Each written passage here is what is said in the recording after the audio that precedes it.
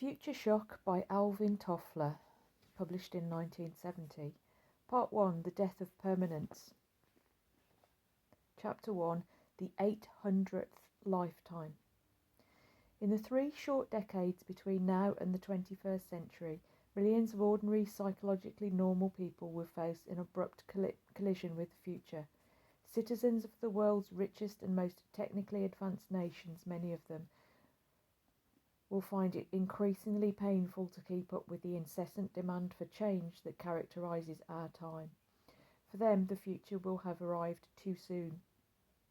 This book is about change and how we adapt to it. It is about those who seem to thrive on change, who crest its waves joyfully, as well as those multitudes of others who resist it or seek flight from it. It is about our capacity to adapt. It is about the future and the shock that its arrival brings. Western society for the past 300 years has been caught up in a firestorm of change. This storm, far from abating, now appears to be gathering force. Change sweeps through the highly industrialised countries with waves of ever-accelerating speed and unprecedented impact. It spawns in its wake all sorts of curious social flora, from psychedelic churches and free universities to science cities in the Arctic and wife swap clubs in California.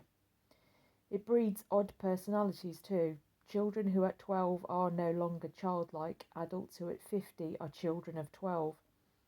There are rich men who play act poverty, computer programmers who turn on with LSD.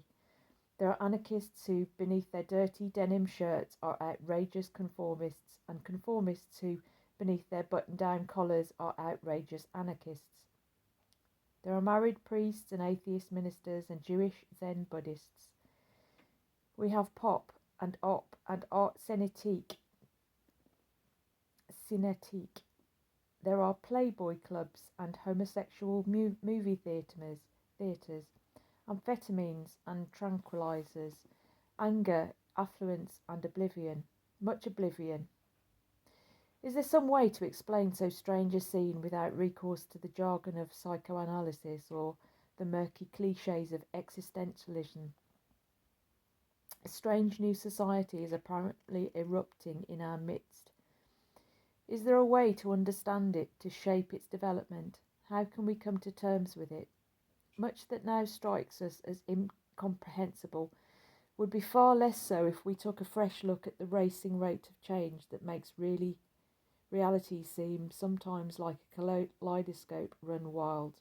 For the acceleration of change does not merely buffet industries or nations, it is a concrete force that reaches deep into our personal lives, compels us to act out new roles, and confronts us with the danger of a new and powerfully upsetting psychological disease.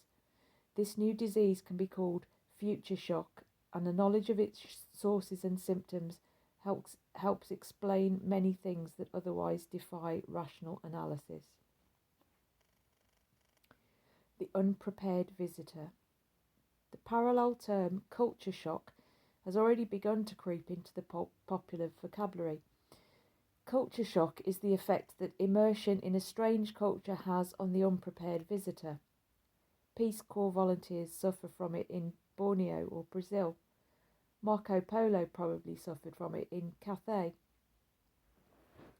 Culture shock is what happens when a traveller suddenly finds himself in a place where yes may mean no, where a fixed price is negotiable, where to be kept waiting in an outer office is no cause for insult, where laughter may signify anger. It is what happens when the familiar psychological cues that help an individual to function in society are suddenly withdrawn and replaced by new ones that are strange or incomprehensible. The culture shock phenomenon accounts for much of the bewilderment, frustration and disorientation that plagues Americans in their dealings with other societies. It causes a breakdown in communication, a misreading of reality, and inability to cope. Yet culture shock is relatively mild in comparison with the much more serious malady, future shock. Future shock is the dizzying disorientation brought on by the premature a premature arrival of the future, it may well be the most important disease of tomorrow. Future shock will not be found in Index Medicus or in any listing of psychological abnormalities. Yet, unless intelligent steps are taken to combat it, millions of human beings will find themselves increasingly disorientated, progressively incompetent to deal rationally with their environments.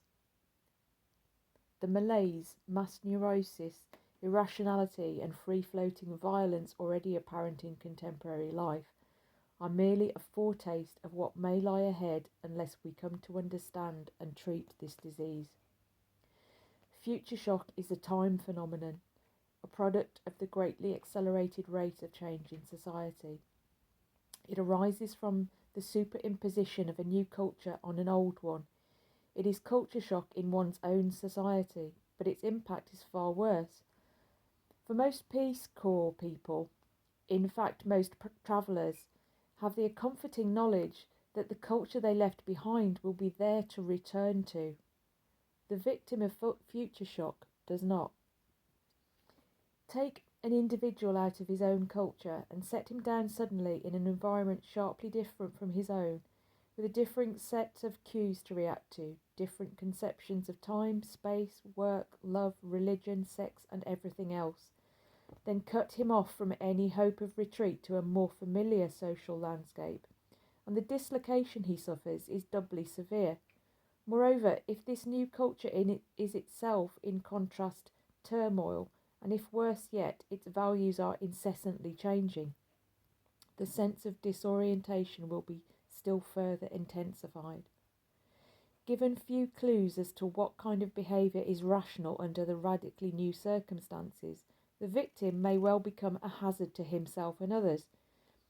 Now imagine not merely an individual, but an entire society, an entire generation, including its weakest, least intelligent, and most irrational members, suddenly transported into this new world.